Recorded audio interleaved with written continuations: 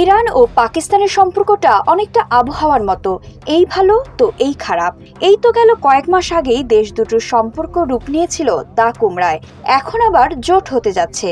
তাই তো ইসরায়েলের সাথে যুদ্ধের মধ্যেই পাকিস্তান সফরে গেলেন ইরানি প্রেসিডেন্ট ইব্রাহিম রাইসি। পরমাণু শক্তিধর পাকিস্তানকে সাথে নিয়ে কোন পথে হাঁটতে চায় ইরান? পাকিস্তান ইরানের মধ্যে ঐতিহাসিক যেমন বৈরিতা রয়েছে, তেমনই রয়েছে মিত্রতাও। পাকিস্তানের সাবেক প্রধানমন্ত্রী ইমরান খান তেহরানের সাথে সম্পর্ক নয়নের উদ্যোগ নিয়েছিলেন। তার সময়ে এই দুই দেশের মধ্যে কূটনৈতিক সম্পর্কের কিছুটা উন্নতিও হয়েছিল।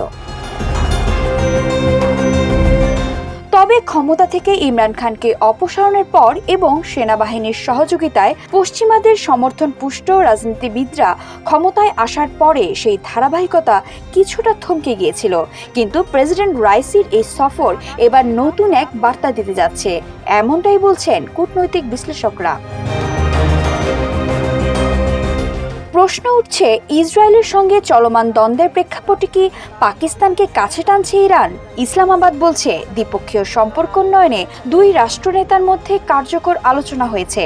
বাণিজ্য ও যোগাযোগ ছাড়াও সন্ত্রাসবাদ মোকাবিলায় দুই দেশ একসঙ্গে কাজ করতে একমত হয়েছেন দুই নেতা। বরাবরই পাকিস্তান যুক্তরাষ্ট্র ও সৌদি আরবের সঙ্গে কৌশলগত সুসম্পর্ক বজায় রেখে চলে।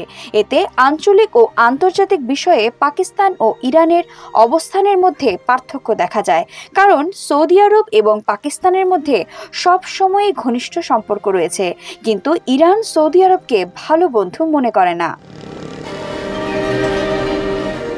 তাই রাইসির এই সফর শুধু বাণিজ্য ও যোগাযোগে সীমাবদ্ধ থাকবে এমনটা মনে করে না। রাইসির সফর ইরানের জন্য পাকিস্তান তথা দেশটির সামরিক নেতৃত্বের সমর্থন সুরক্ষিত করার একটি প্রচেষ্টাও, কারণ দেশটির সম্প্রতি ইসরায়েলের সঙ্গে এক বিপজ্জনক সংঘাতে জড়িয়েছে।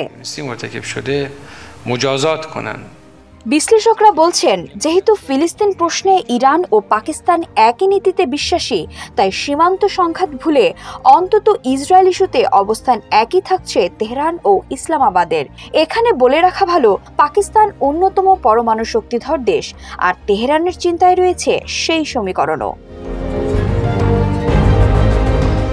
ঐতিহাসিকভাবে পাকিস্তান ও ইরানের মধ্যকার সম্পর্কে সুসময় এবং দুঃসময় দুটোই ছিল। পাকিস্তানের জন্ম হবার পর থেকেই দুদেশ সুসম্পর্ক বজায় রাখে। তবে 1979 সালের ইরান বিপ্লব এবং পাকিস্তানে ওয়াহাবি ধারার ইসলাম চর্চা বাড়তে থাকলে ইরান ও পাকিস্তানের মধ্যে অবিশ্বাস বাড়তে থাকে। এরপর নানা সময়ে নানা ইস্যুতে তেহরান ও ইসলামাবাদের মধ্যে টানাপোড়েন চলে আসছে। সীমান্তে জঙ্গি তৎপরতা নিয়েও দুদেশ পরস্পরকে দোষারোপ করে আসছে। আমেরিকার সঙ্গে পাকিস্তানের সখ্যতার বিষয়টিও তেহরানের জন্য অস্বস্তির। তারপরও দুদেশের মধ্যে কোনো দ্বন্দ্ব দেখা যায়নি। এবারের পাকিস্তান সফর নিয়ে ইরানের প্রেসিডেন্ট সাইয়েদ ইব্রাহিম রাইসি বলেছেন, পাকিস্তানের সঙ্গে তার দেশের অবিচ্ছেদ্য সম্পর্ক রয়েছে এবং সকল ক্ষেত্রে দুদেশ তাদের সম্পর্ককে আরও শক্তিশালী করতে বদ্ধপরিকর।